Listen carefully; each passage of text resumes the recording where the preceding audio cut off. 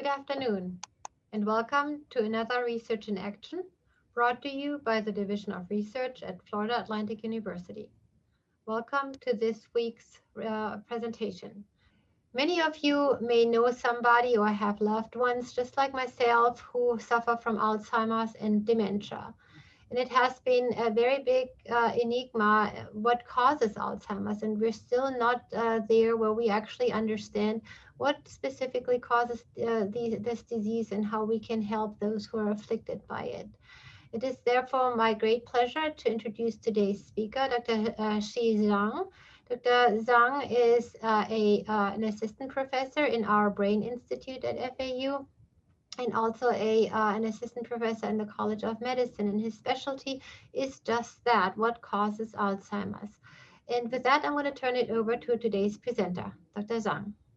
So good afternoon, everybody. And it's my great pleasure actually to talk about Alzheimer's disease, which is a very, very tiring disorders for elderly people all across the world.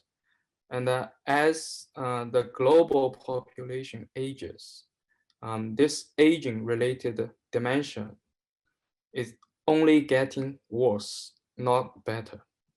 And so far, we still have no effective weapons to fight against this disease. And that comes to our, not only my lab, but millions of labs and researchers all across the world try to find the way to slow down or even prevent the disease. So I will begin my talk with a history or a retrospective view of the Alzheimer's disease research. And then I will introduce the most common or accepted theory in the Alzheimer's disease field, the Amyloid hypothesis. And then next, I will introduce new informations, especially data from my lab and my collaborative lab, and reviewing a very intriguing player in the Alzheimer's disease, which is cholesterol. And then finally, I will present a hypothesis based on our data, not only our data, but also a lot of data, lots of reports from other labs around the world. By integrating those reports and those data from other researchers, we come up with a very different, or even you can say unorthodoxical idea of how and why Alzheimer's disease started and how we can treat it. All right, so let me begin with a little bit of history. So the Alzheimer's disease is named after this German physician, Alois Alzheimer, because he is the first person who reported officially in a scientific journal about a dementia found in a patient who is about 51 years old. That is the year of 1906, 114 years ago. So if you remember in the same era, you probably heard the name Dr. Freud, who is also a psychiatrist. But Dr. Alzheimer and Dr. Freud are standing on two different ends of the research strategy. So Freud is more keen towards understanding the mind, the thinking of the patient, while Dr. Alzheimer is more interested and with the belief that all the disease and disorders has to have some biological pathology that corresponding to it. So what he do is, as the patient passed away, as he acquired permission from the relatives of the patient, he started to do the post-mortem dissection and assessment of the patient brain. And what he found and reported in his first report is quite intriguing. There's a few things that actually start the modern biomedical research on Alzheimer's disease. So this is the word from his own report, evenly atrophic brain, which means basically the brain of the patient is shrinked. And there is a tangled bundles of fibrils and the deposition of a not yet more closely examined pathology. pathological metabolic product.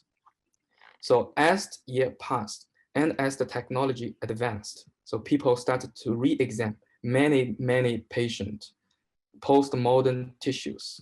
And then they consistently find that in the Alzheimer's disease patient, there is two hallmarks of pathological phenomena. One is the Snell plaques, which is this part labeled by Golgi staining, as you can see. The other one is neurofibrillary tangles. You can also visualize by Golgi staining, and then it's roughly resemble the shape of a neuron, basically corresponding to a dying neuron or dead neuron. So over the years, researches have been progressed, especially driven by the advance of technology, particularly in 1980s and 1990s. The wave of biochemistry tools, molecular biology tools pushed the research to molecular level. So first, people isolated the Snell plaques, finally determined what is the composition of those plaques. It turns out to be a very small peptide called the beta amyloid peptide. And then through genetics, through sequencing, people find that this beta amyloid peptide, or A-beta, is actually generated from a sequential cleavage of a big protein called amyloid precursor protein, or APP. And then these proteins are cleaved by 3 secretases separately. So it can cleaved by alpha secretase and then followed by gamma secretase, or it can cleaved by beta secretase and then by gamma secretase. And therefore it's produced A-beta, and then somehow A-beta aggregates and form the amyloid plaques. And then the other hallmark is neurofibrillary tangle. And then it turns out those tangles are made of hyperaggregable tau or hypophosphorated tau. Tau is actually a microtubule associated protein. It's an accessory protein of the microtubule. And then the place you can find the microtubule most is actually the axons of the neuron, or in a layman term, is the projection of a neuron to its target. All right, so based on those molecular understandings, people presented 2 different hypotheses that related to the pathology of Alzheimer's disease. So the first hypothesis, and so far is still the most popular and the most compelling, supported by most compelling evidence, is called amyloid hypothesis. So the amyloid hypothesis basically states that accumulation of A-beta in the brain is the root cause of neuron degeneration and the dementia in Alzheimer's disease. And in terms of tau, the tau hypothesis states that the aggregation of tau in the brain is a very good correlation with the neuron degeneration and the dementia progress in Alzheimer's disease. So further studies have showed that tau or tau aggregation is not the cause, but the development of the tau aggregation is a very good temporarily correlated marker for the progression of the disease. So how the amyloid hypothesis being widely accepted? This has to come from a very unique type of Alzheimer's disease called familial Alzheimer's disease. So the familial Alzheimer's disease has only less than 5% of all Alzheimer's disease patients. So it usually has an early onset. So after 45 years old, those familial Alzheimer's disease patients will show up symptoms. So familial Alzheimer's disease provide an entry point for finding the mutations, genetic mutations that may be related to the disease. So far, as of now, actually, I just checked in the database of Alzheimer's Disease Association Forum. So there are 68 APP mutations, or 321 presenily 1 mutations, and 63 presenily 2 mutations. So these presenily 1 and then presenily 2 are gamma secretase that cleaved APP to generate A-beta. So there is totally more than 400 mutations have been identified that from the familial AD patient. So as you can imagine, this is just a very simple interpretation or explanation how you find those mutations. You have affected the patient and unaffected patient from their ancestors. And then through the family lineage, you can see that this disease being carried on in the offsprings. And then by comparing the genetic information between the normal and the affected offsprings, and then tracing back to the ancestors, you can define and identify, eventually isolate the mutations that associate with the incident of the disease. So now these all leads to, with the biochemistry studies, leads to our clear understanding of how the APP being processed and then generate A beta. So present here is a very simple schematic drawing showing you the two different pathways. One is the amyloidogenic pathways. As I mentioned before, if the APP or the A beta precursor proteins being cleaved by beta secretase, which is most happened in the endosome or inside the cell, and then it will produce a short sequence called the C99. And then the C99 will be further cleaved by gamma secretase, which will produce eventually A beta. And then its aggregation of the A beta made the Snell plugs. On the other side is the non-amyloidogenic route. So in this route, if alpha secretase cuts the APP, it generates a much shorter one called the C83. And then the C83 also subject to cut by gamma secretase, but it's only generate P3, which is much shorter than A beta, and which is not aggregatable. So fortunately, in our brain, most of the time, what happened 90% of or more of the time is alpha secretase cleavage. So it does not generate A beta. And by the way, alpha secretase cleavage is mostly happened on the cell surface. All right, so now, based on this, as the genetics from the familial Alzheimer's disease point to, it's the APP and it's the gamma secretase. So the target that seems to be very simple. So if A beta aggregation does cause the disease, then there's two strategies. One is you can prevent the production of A beta. Two is you can prevent the aggregation of A beta. So it has been widely researched and tested, and the result to the therapeutic discovery and then clinical trials start as early as later 1980s. So the idea is that either you find an inhibitor that can effectively block the secretase, especially beta or gamma secretase, then you don't get A beta production. Or if you can find an antibody that harness the endogenous immune system to remove the A beta that's being produced, then you can prevent the aggregation. Here is the top 10 companies in the pharmaceutical industry have been tried. And totally it's about, for all the industries, about 133 drugs have been developed and then enter the phase 3, which is the final phase of the clinical trial. And so far, none of them have finished complete phase 3. Just today, actually, there is news. Biogen, the company that holds the last hope, which is an antibody against the A beta aggregatable form, actually is going to up for the discussion by the FDA committee to see if FDA will review and then approve its use as a Alzheimer's disease drug. But this drug, the clinical trial of this drug, phase 3, is actually prematurely stopped in early 2019 or early last year. The reason is that the sampling of the middle term result shows no significant improvement.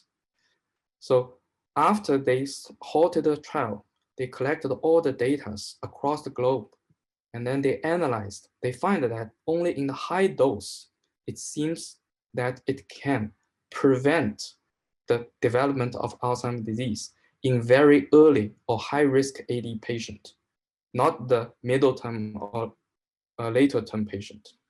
So overall, all of the drug discoveries aiming at slow down or preventing Alzheimer's disease seems does not work.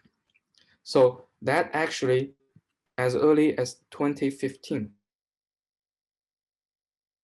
has started a head wave of people questioning the hypothesis. And you can see these are two very prominent papers. The amyloid hypothesis is on trial, the case of rejecting the amyloid cascade hypothesis. So people wondering, if the amyloid hypothesis is true, why the drug development is so simple to just target the secretase or A beta does not work. So then let me introduce to the most majority of the Alzheimer's disease, which is the sporadic Alzheimer's disease. So there is no family tree, no genetic, inherit of the disease. So it sporadically happened. And actually more than 95% of the Alzheimer's disease patient is sporadic Alzheimer's disease.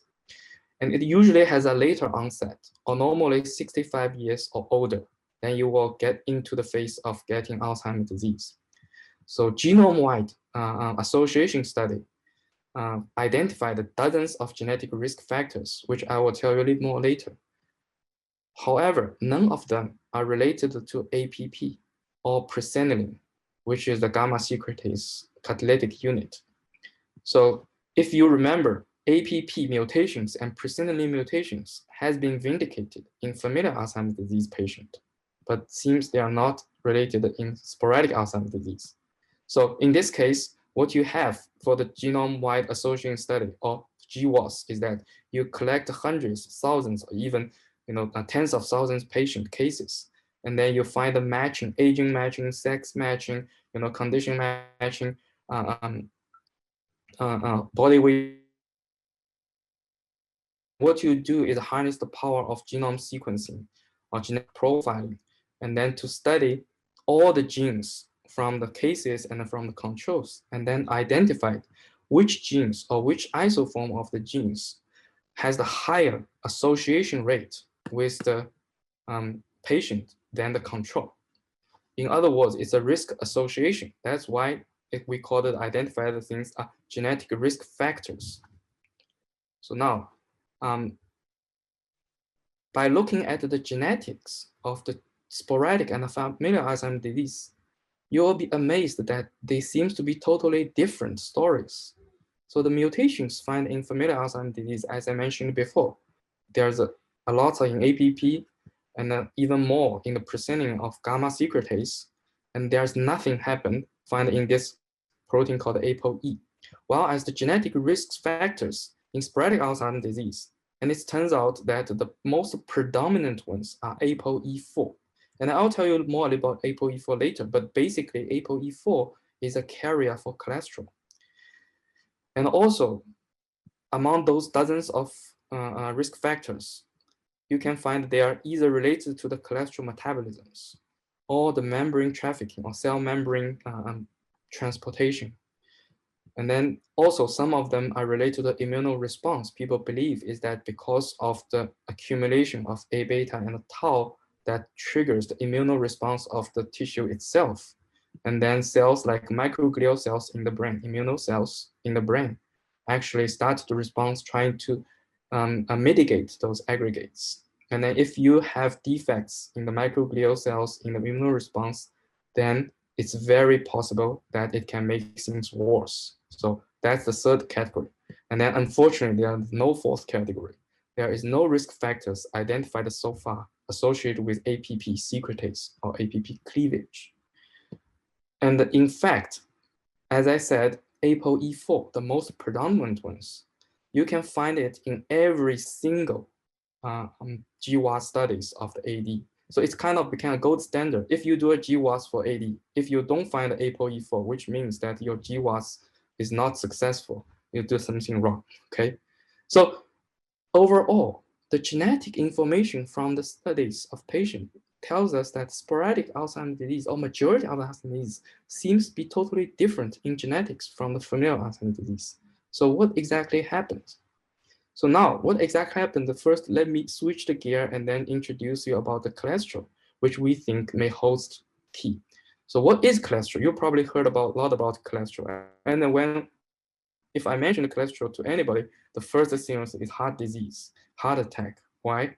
Cholesterol is actually a very sticky lipid.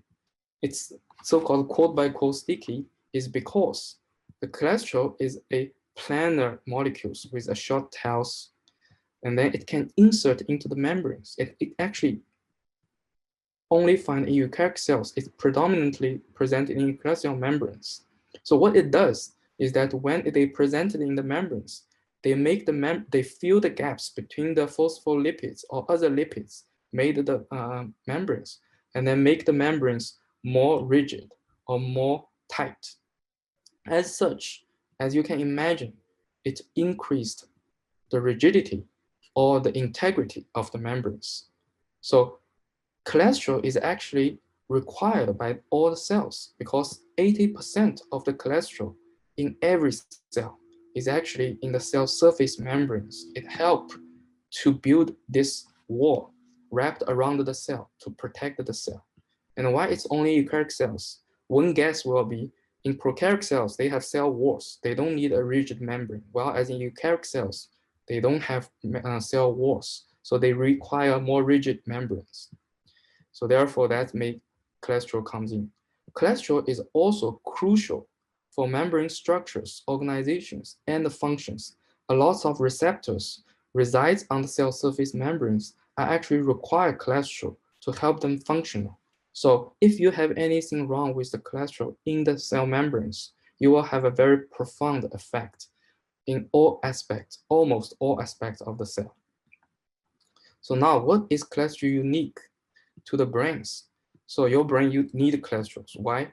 Although your brain only occupies, takes about 5% or less than, well, actually 2 to 5% of the body weight, it actually possesses 20% of the body cholesterol. So majority of the cholesterol in the body you can find is highly enriched in the brain. And unfortunately, the cholesterol in your blood cannot be effectively transported, supplied into the brain because of this blood-brain barrier. And the blood-brain barrier separates any large molecules that can go into the brain. That's to protect the brain. And as a result, the cholesterols that often in the brain, in the body carried as lipoproteins are being rejected outside of the brain. So the brain has to synthesize its own cholesterol. And then those cells that in the brain synthesize cholesterol is astrocytes. They're named after their shape. They look like stars. That's why they call it astrocytes. So astrocytes synthesize almost all the cholesterol in the brain and then transport it in the form of lipoproteins to neurons. So the lipoproteins is made of ApoE. So ApoE is basically a cholesterol carrier that carry the cholesterol as well as other phospholipids to supply to neurons that really needs cholesterol to function. And then it can be uptake by receptor-mediated endocytosis. So the lipoprotein binds the receptor, triggers the engulfment of the membrane, and then bring the lipoprotein inside the cell. In the aging brain, people find that there is a significant drop of cholesterol. However, in the contrary, when the neuron gets older or get matured, they need more cholesterol because the function of neuron requires cholesterol. And then as the brain progressively lost neurons over the years, the neurons that survive that take more and more tasks and then become more and more connected. And then that connections is really requires cholesterol to build. All right, so you also probably heard about good cholesterol and the bad cholesterol. So the good cholesterol is the cholesterol that starts from the thoughts. In the body, it starts from the liver cells. In the brain, it starts from the astrocytes. It's called a high-density lipoprotein made of ApoE4 and cholesterol and other phospholipids that carry the cholesterol to the place it needed. Now, if the cell has too much cholesterol, so what they do, they expel those cholesterols. And then those expelled cholesterols is carried by a totally different type of lipoproteins. And then they made low density lipoproteins of VLDL, very low density lipoproteins. Those are the lipoproteins with the cholesterol that cause the blood clot, vessel clot, cause the heart disease. Okay, so those are why called bad cholesterols. When you do a body, blood test, and then the doctor tells you have good cholesterols, all very good, looks good. Your bad cholesterol is low. That's what they mean. HDL and LDL components. But now, what cholesterol do? Okay, so as I mentioned, cholesterol and ApoE4 has been found in sporadic Alzheimer's disease. So people started to ask what cholesterol do, and what they do is that's the actually I think the mystery or the unfortunate problems of the research is they took the A beta hypothesis as a building block and then saying that it must do something with the A beta. So let's look at what it do with A beta. And to be fair, it actually revealed a very interesting thing. So cholesterol in the membrane actually do promote the production of A beta. So what happens that if you have cholesterol, the alpha secretase will be suppressed. So you don't have or you reduce the non-amyloidogenic pathways or cleavages, reduce the non-production of the P3 production. While on the other side, beta secretase and the gamma secretase actually being promoted, its activity being elevated by the membrane cholesterol. So therefore, it's pushed the pathway to the amyloidogenic and then produce more A beta. And then also people find that the cholesterol and the A beta, ApoE4 outside of the cell as a form of lipoprotein may be involved in the aggregation of A beta to form plaques. So therefore, majority of the work has been focused on to understand how it promotes the secretase, beta gamma, or inhibit alpha secretase, and how it promotes the aggregation.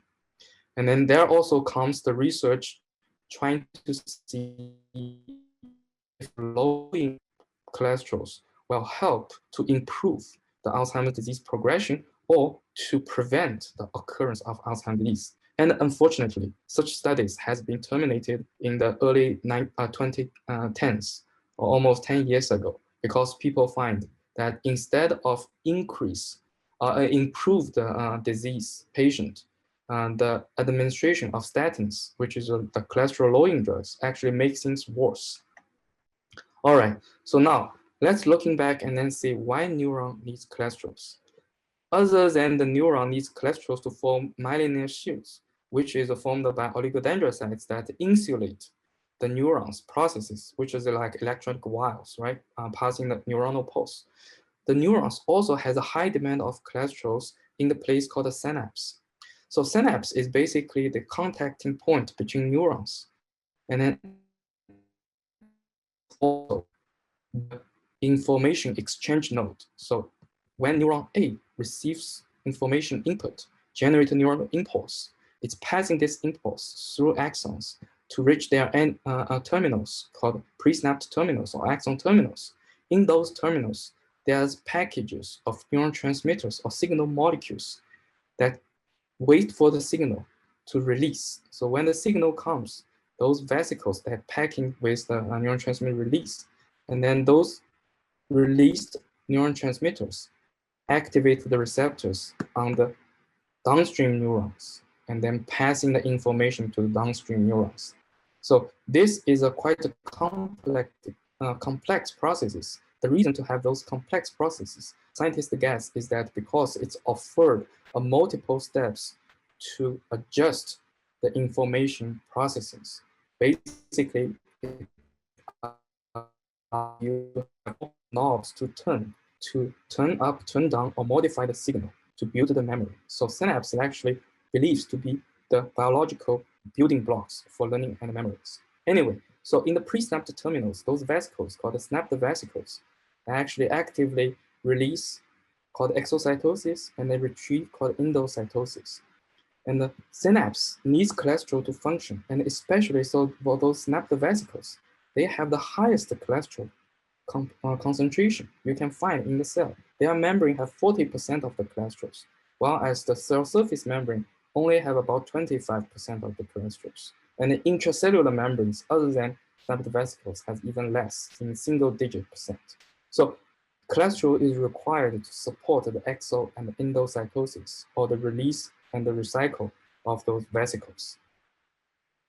So now, my lab is actually more towards the fundamental understanding of how the vesicles function and how the neurotransmitter get released. So we start with a very basic questions. We want to know, during the exoendocytosis, what is APP doing at nerve terminals?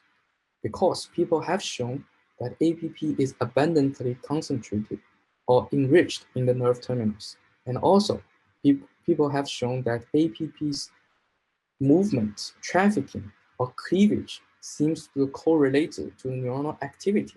In other words, the exo and endocytosis of the synaptic vesicle. So we want to understand, when we manipulate synaptic vesicles, will that affect the APP? How will that affect the APP? So to do that, what we take the strategy is to directly visualize APP under the microscope. So to do that, what we do is we label the APP with fluorescence proteins. And it's not simple fluorescence proteins. We did two labels. So this is a schematic drawing of the probes we made. So this is the APP amyloid precursor protein with the A beta in the middle. And then we have the fluorine, which is a pH-sensitive GFP, a green fluorescence protein. And then we have the blue fluorescence protein, DFP2, on the other end. So by so doing, the pH sensitivity of the fluorine allow us to see the in and out of the APP, because when it's facing out, it's in a pH neutral. When it's facing inside, the acidic environment of the synaptic vesicle make it less fluorescent. And then so we also have a marker called the synaptophysin pH tomato, which is a red pH sensitive proteins, allow us to see the recycling of the synaptic vesicles. So the red signal is for synaptic vesicle. The green signal is for the APP trafficking. And then what is the blue signal for? The blue signal allows us to see the cleavage. Why? Because if it's cut by alpha or beta secretase, the N-terminal goes, so goes the green signal. So the blue stays. But now it's cut by gamma secretase, the blue is go. Therefore, by compare the blue and the green fluorescence ratio, we'll be able to measure the cleavage of the APP. So long story short, here is just a video showing you that under the microscope, when we magnify the cells, look at them, how those proteins behave. So if we have normal, and then if we neutralize or deacidify all the vesicles, you can see that the signal boosted up both the green and the red. And then if we put in the acidic cell, the cells in the acidic environment, it's all quenched. Okay, so now here is just a measurement, a summary of the data we got. So when you have the for CL to deacidify all the intracellular compartment, acidic components, you see a boost of the green signals. The difference between the baseline and then the peak is the intracellular APP. Now, if you apply an extracellular solution with acidic pH, you see a drop of the fluorescence, of the green fluorescence. That difference is the extracellular or the cell surface APP. And then add these two parts together, it's the total APP. Blue fluorescence protein is not pH sensitive, so therefore it's keep stable and it's good for us, so allow us to see the C terminals. And then this slow and then gradual decay is simply just a fraction of the photo bleach when we image for a long period repeatedly. So same thing happened with the pH tomato or the red fluorescence protein, pH sensitive protein, that's showing the intracellular, the surface, and then the total, or the fractions of the vesicles. So now we tested it and then validate that this probes, even though we added the two fluorescence protein on its both ends, it's still being behaved and treated in the cell as an endogenous APP. So I'll just cut to chase to show you that if we block the alpha secretase or beta secretase, we see an increase. Why? Because if you block it, the N-terminal will not be cleaved. So the N-terminal versus the C-terminal for the endogenous will increase the ratio. While as if you added a gamma secretase inhibitor, the N-terminal still can be cleaved, but the C-terminal will be maintained because the gamma secretase will not work. So therefore, you see the ratio of the N versus C terminal is decreased. And then if you look at the probes that we built, the fluorine, the green versus the blue, you see the same trend, except the difference is even bigger. Why? Because we only express this in the in neurons, not astrocytes, whereas endogenous APP exists in both neuron and astrocytes. So therefore, we get a better readout of the signal. So we see the more significant difference. But nevertheless, the trend is the same, okay? So now, long story short, again, we tried and tried. Okay, we successfully made the probes. We have 3 fluorescence colors tell us 3 different things: cleavage, trafficking of the APP, and the trafficking of the vesicles or neuronal activity. Okay, we validated that this protein behave absolutely the same as endogenous proteins.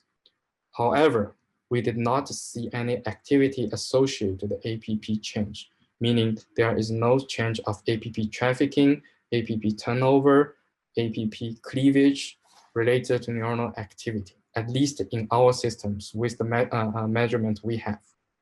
So we are very disappointed, and so is the graduate student.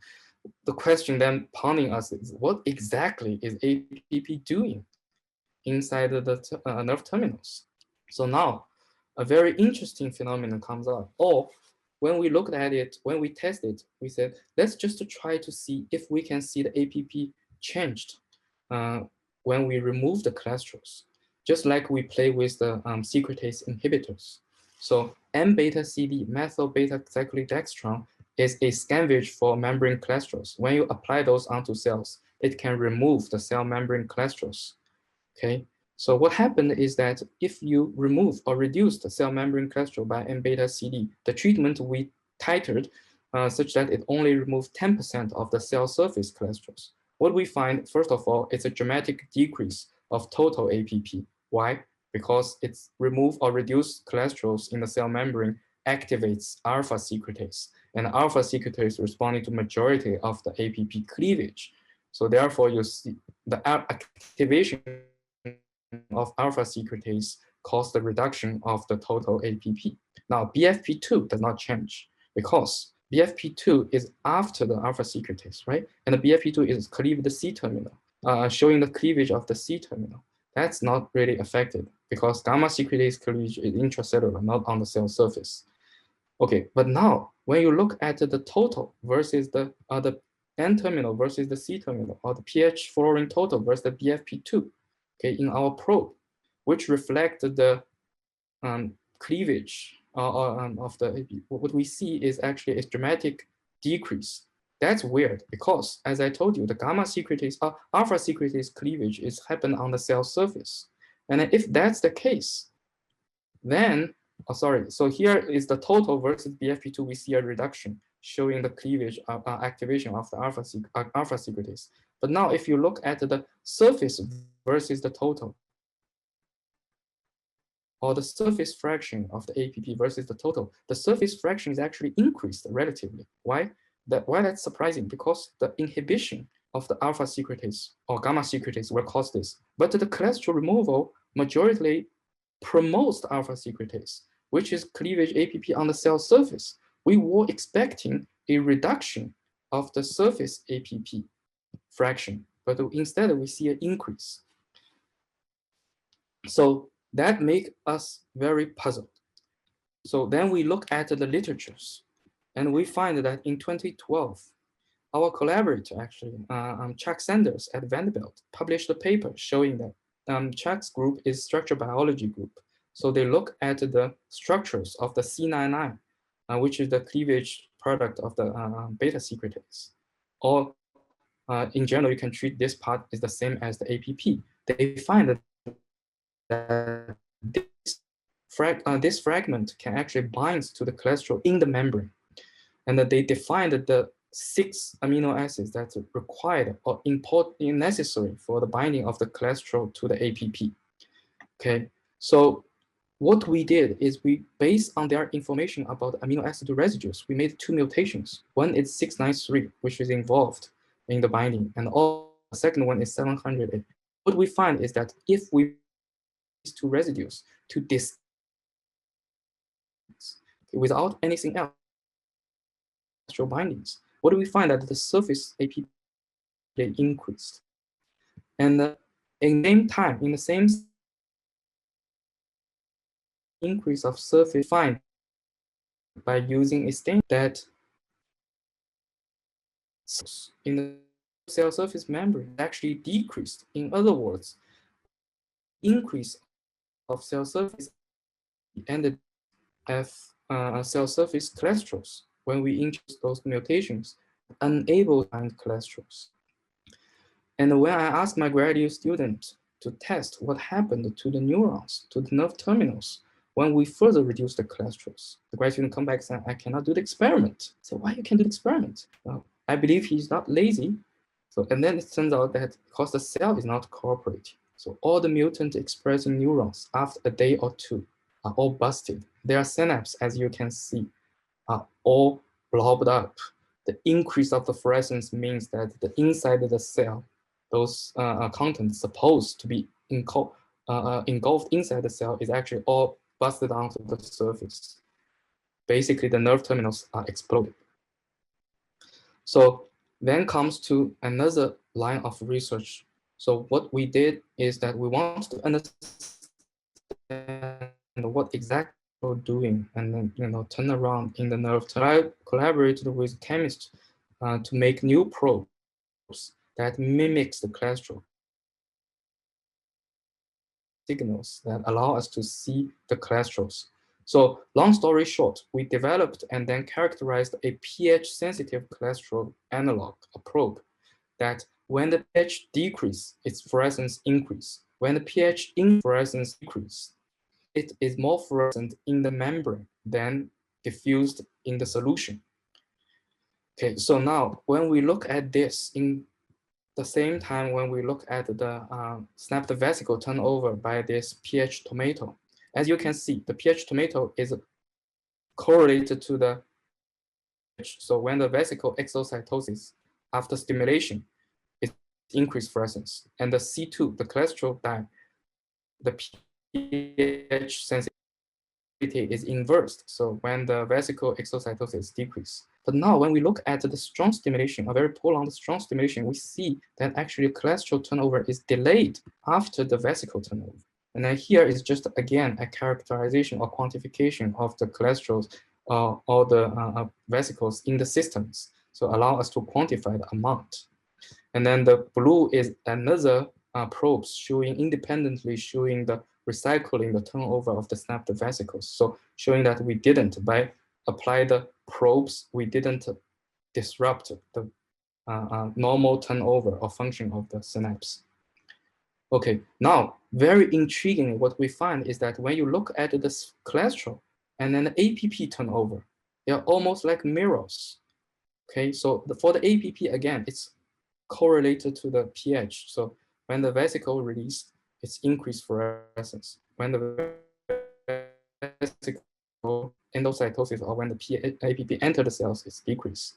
Now for the C2, it's the same. And in temporal-wise, well, I showed you before that C2 has a delayed signal, but now in here, the signal of the APP is also delayed, and they are coordinated as if they are in and out of the cell at the same time. And then what happened to the mutations? We tested one mutation that we showed before. And with these mutations, what we find is that the turnover of the APP and the cholesterol seems to change. So what happened is that the cholesterol's delayed turnover disappeared. It only has a smaller and the corresponding turnover when the vesicle turnovers, but not a complete turnover as the normal cells will do. And also there is a reduction of the vesicle exocytosis and endocytosis, or even the total amount of the vesicles.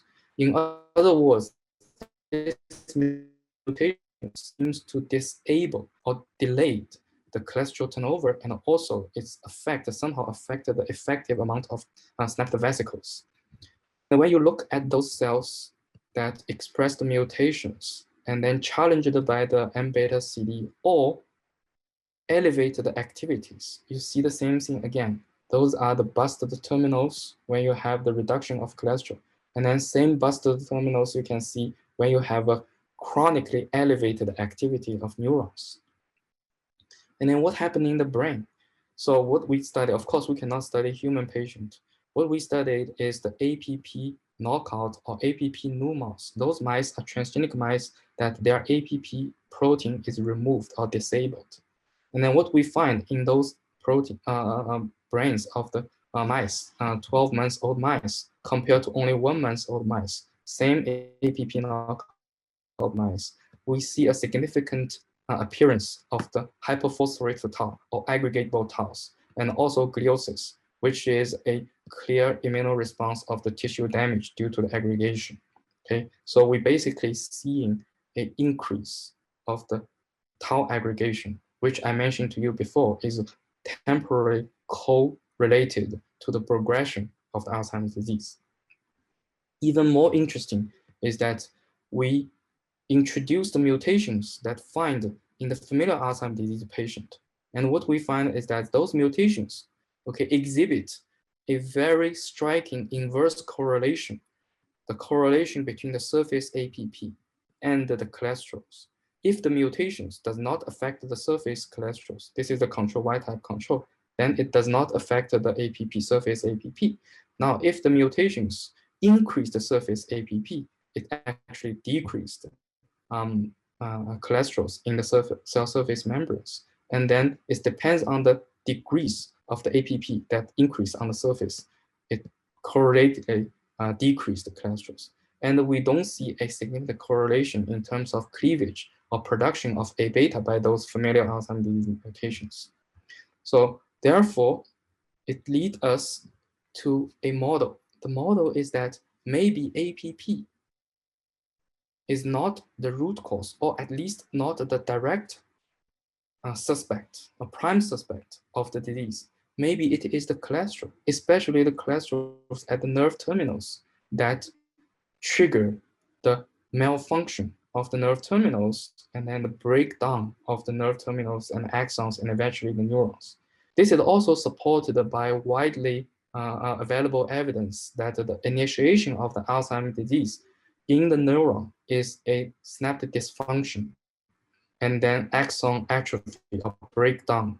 That also related to tau aggregation. So, and of course, there's a lots of factors can affect the cholesterol balance. It's including stress, overactivation of neurons, including the proteins that involve in the supply of the cholesterol to the cell surface membranes, or aging that reduce the cholesterol, or ApoE4. ApoE4, which is actually less efficient to transport cholesterol to neurons from astrocytes. And then what's the outcome? If you have a breakdown of the cholesterol homeostasis, especially in the presynaptic terminals, you are expecting synaptic dysfunction, you are expecting tau hyperphosphorylation and aggregation, and you are expecting neuronal loss and dementia.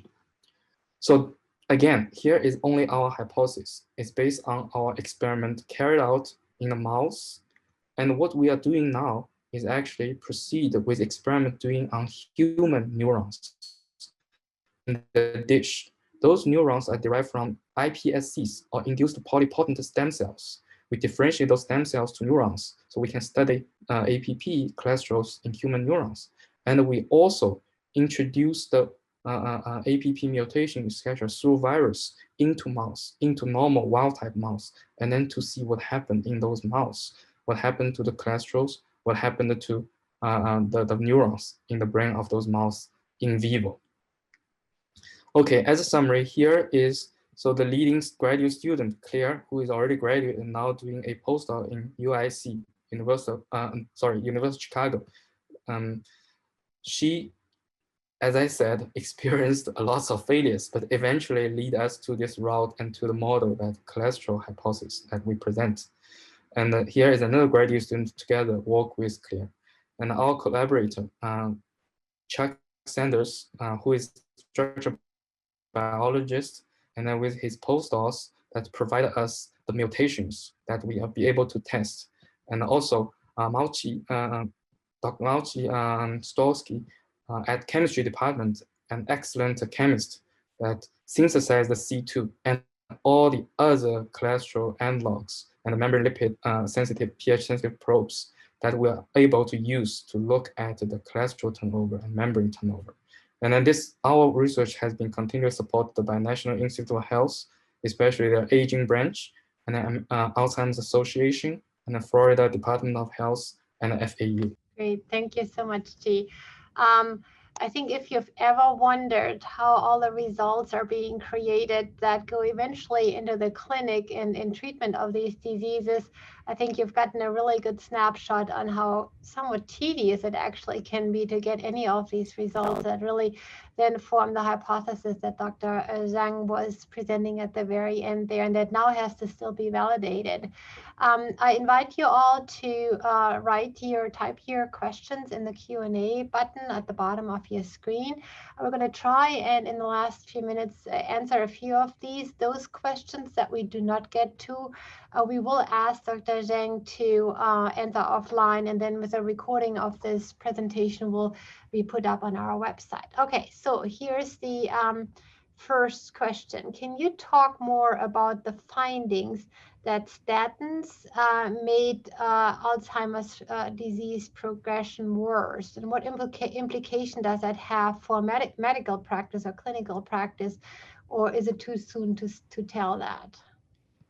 That's actually in the same line as you suggested before, Karen suggested before, about the clinical implications of findings. So one implication, as I said, is actually it explains why the previous clinical trials of using statin to lower cholesterols in the hope to mitigate Alzheimer's disease symptoms does not work or even make things worse because your brain needs cholesterols. And if those statins that can penetrate the blood-brain barrier and affect the cholesterol synthesis in your brain, it will make things worse because it's reduced the cholesterol. Aging people already have a decrease of cholesterol, and you make it even worse if you apply statin. On the other hand, I will mention it's worth to mention is that changing body cholesterol, blood cholesterol will not effectively affect the brain cholesterol. So therefore, the clinical ways to rebalance the cholesterols in the brain is more important. So there's two defining terms. One is rebalance the cholesterols, not too much, not too less, and then in the brain, not over the whole body. So there's actually a lot of since the studies of the cholesterols, especially memory cholesterol, have been progressed so much. There's a lot of pharmacological ways have been developed. So one way is to increase the lipoprotein production. So therefore, you have more cholesterol supply to neurons in the brain. The other is actually to decrease the degradation of cholesterol or catabolism of cholesterols. And that will also maintain a healthy, normal level of the cholesterol in the neurons. And there's a multiple drugs, peptides, have chemical compound has been in the test for that. And on our side, we actually collaborated with Scripps high throughput screening center to use their power of high throughput screening and utilize the probes the fluorescence probes we developed to do high throughput, high content screenings for a huge small chemical libraries. Our hope is that from screening of millions of small chemicals or peptide, we'll be able to identify novel peptide or chemicals, small compounds that will not destroy the balance, but rebalance the cholesterol in the neuronal membrane without the effect of overall increased cholesterols or overall decreased membrane or cellular cholesterols. So here, yeah, that's our one of our research directions too. Very interesting balance. Now you mentioned that there is or can be a genetic component to Alzheimer's, and I think you mentioned about 5% of the population. The question here is if are any data that Alzheimer's can skip a generation. So let me repeat the question because there's a certain lag. So the question is that how those genetic studies from the familial Alzheimer's disease are being connected here. No, the question is whether it can skip a generation. So let's say the parent has Alzheimer's, the son or daughter does not, and then the grandchild has it again. Is that I see. A familial? Yeah, and unfortunately, based on our study, it seems not necessarily the case.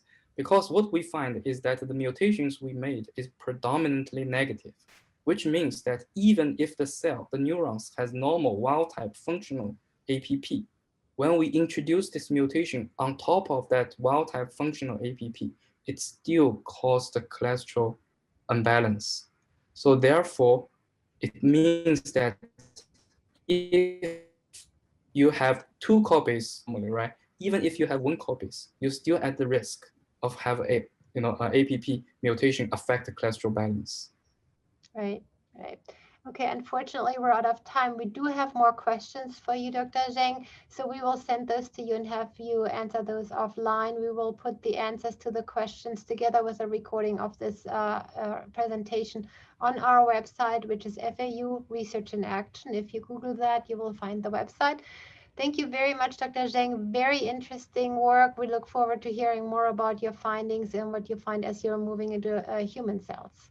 Yeah, and actually, I should add that I'm welcome. If you have any questions, you can email me. You can Google and find my email address very easily on the FAU website. So as long as the title of the email, is not sounds like a spam email, I think the system will not put in the junk mail. Okay, and I will try my best to answer as much questions as possible. Great, excellent. Thank Thanks you. so much. Of course, you can always contact us as well, and we will direct the questions to Dr. Zhang. Have a great day, everybody. Thank you again, Dr. Zhang. Thank you. Bye-bye.